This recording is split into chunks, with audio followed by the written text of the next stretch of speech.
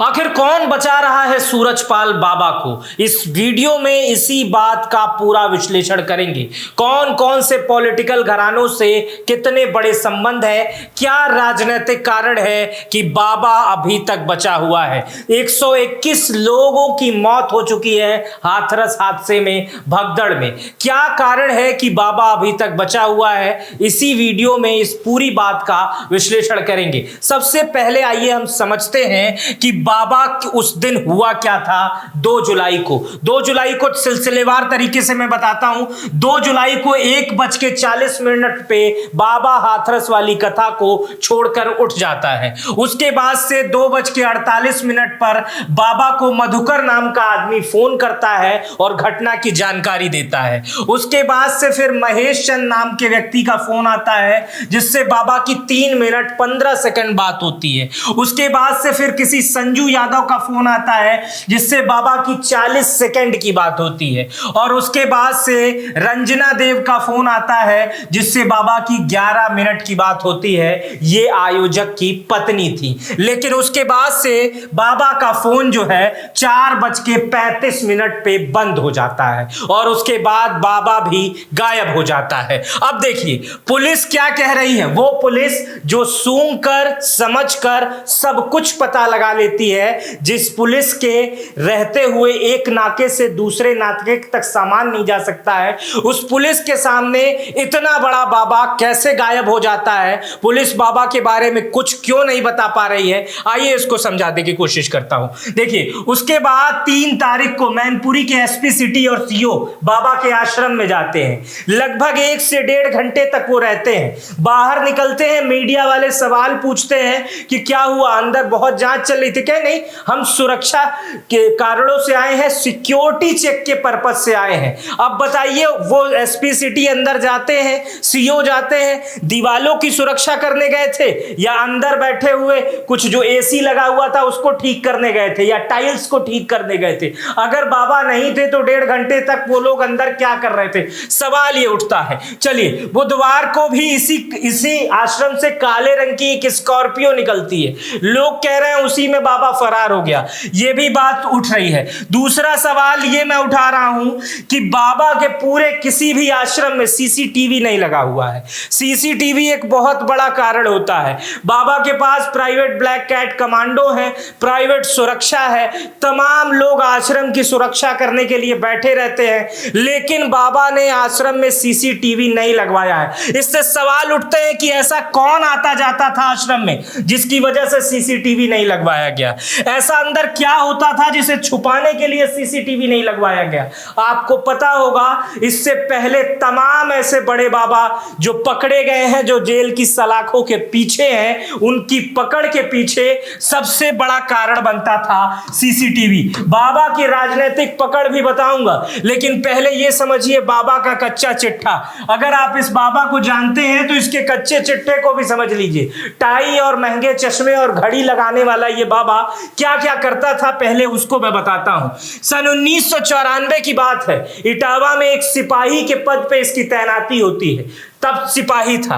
1997 में इनका ट्रांसफर हो जाता है और एलआईयू डिपार्टमेंट में नौकरी लग जाती है। मतलब जो पुलिस का ही एक खुफिया विभाग होता है एलआईयू, उसमें बाबा की नौकरी लग जाती है। उसके बाद से बाबा खुद ही मर्जी से अपने रिटायरमेंट ले लेता है। 3 साल की नौकरी के बाद पुलिस की नौकरी के में रहते हुए भी लोगों को सत्संग और तमाम पाठ पढ़ाता रहता था। लेकिन उसके बाद जो होता है वो सुनिए। उसके बाद गरीब लोगों में, दलितों में, शोषित वंचित लोगों में, कम पढ़े लिखे लोगों में बाबा अपनी पैठ बनाने लगता है। उनसे अंधविश्वास का नाटक करने लगता है और इस अंधविश्वास के नाटक में यह कहा जाता है कि बाबा ने जिस पानी से नहाया है, अगर उस पानी को पी लोगे तो तमाम वो कैंसर और तमाम जैसी बीमारियां ठीक हो जाएंगी। बाबा जिस दूध से नहाते हैं उसे अगर ठीक कर लोगे, उसे अगर कर लोगे तो उसे पी लोगे तो सारी बीमारियां ठीक हो जाएंगी। इसके बाद से बाबा के झोपड़ी वाले आश्रम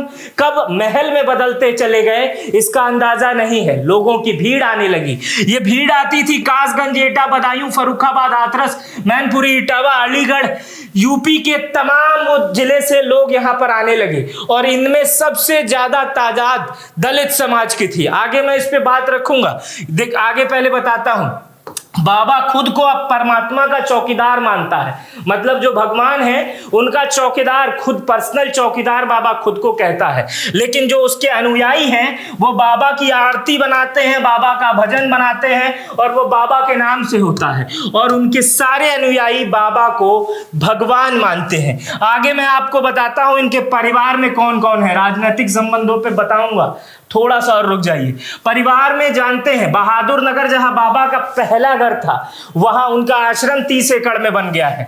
उस वहां के प्रधान नाजिश खानम के पति जाफर अली के मुताबिक बाबा की उम्र 58 साल है और सूरजपाल के 3 भाई हैं, जिनमें बड़े भाई भगवान दास की मौत हो चुकी है। छोटा भाई राकेश कुमार अभी भी गांव में रहता है और खेती बाड़ी का काम करता है। बाबा का उससे मतलब है कि नहीं ये नहीं पता चला। जबकि सूरजपाल नौकरी छोड़ने के बाद भोले बाबा का नाम धारण कर लिया गया। सूरजपाल की जो पत्नी है, बार बार जो साथ में दिखाई देती है, इनको गांव के लोग माता श्री कहते हैं, मतलब इनको भी माता श्री माना जाता है। मीडिया रिपोर्ट्स बताती है कि बाबा का नोएडा सेक्टर 87 के में भी आश्रम है और इसके बाद से राजस्थान में, मध्य प्रदेश में, उत्तर प्रदेश में भी आश्रम है।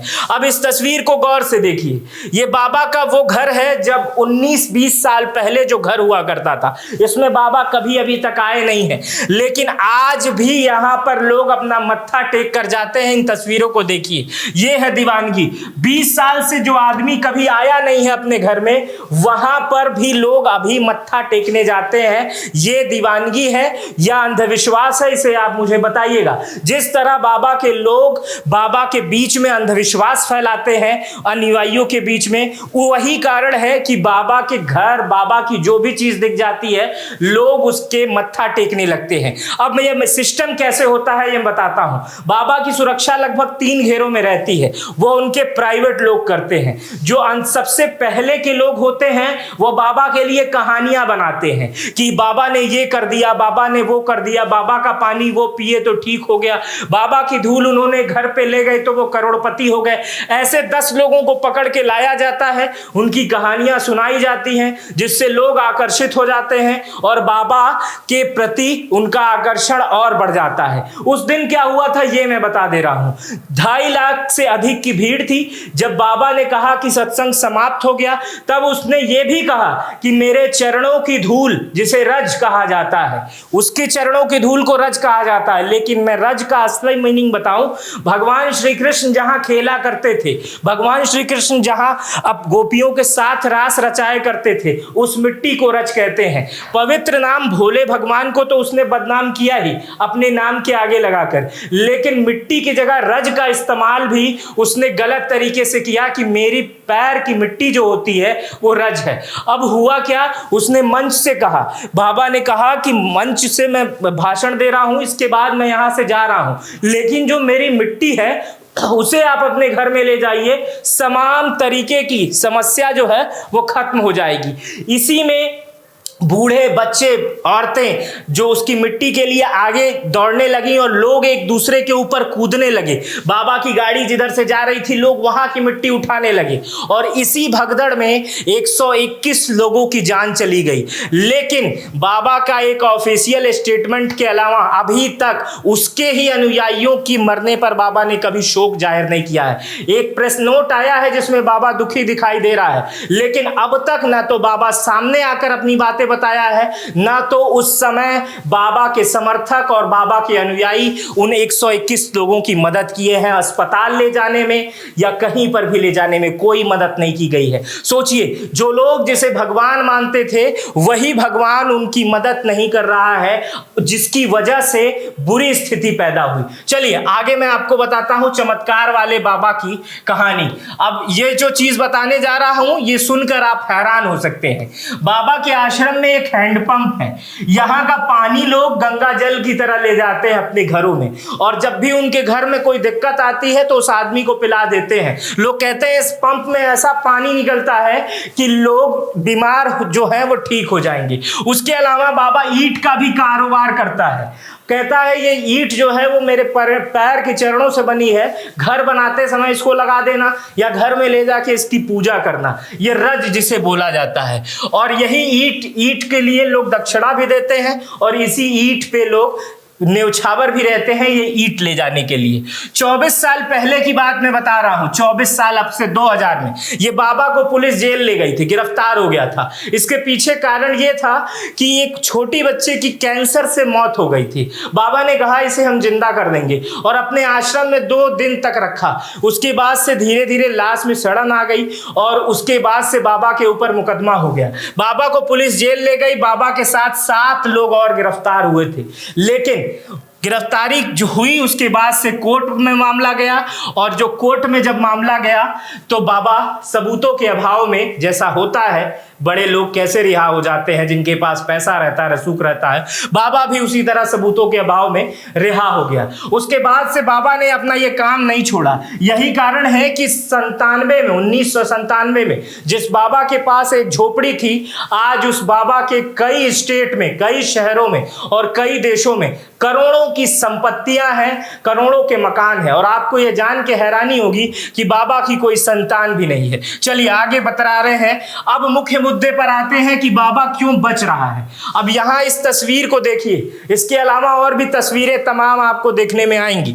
यहां पर अखिलेश यादव आपको नजर आ रहे हैं, और अखिलेश यादव ने ट्विटर पे लिखा है, नारायण सरकार की हरि की संपूर्ण ब्रह्मांड में सदा सदा के लिए जय हो। उत्तर प्रदेश के पूर्व मुख्यमंत्री हैं, और ये बाबा के ही कार्यक्रम में 4 तस्वीरों के साथ अपने बैठने के साथ इन्होंने शेयर की थी। अब बाबा की रसूख से अंदाजा लगाइए कि बाबा जब से गिरफ्तार हुआ है, भाजपा की गाड़ियों के झंडे, सपा के गाड़ियों के झंडे और तमाम बड़े बड़े राजनीतिक दलों के गाड़ियों के झंडे, बाबा की संपर्क बीएसपी वालों से भी है, बाबा का संपर्क एएसपी वालों से भी है, बाबा का संपर्क एसपी वालों से भी है।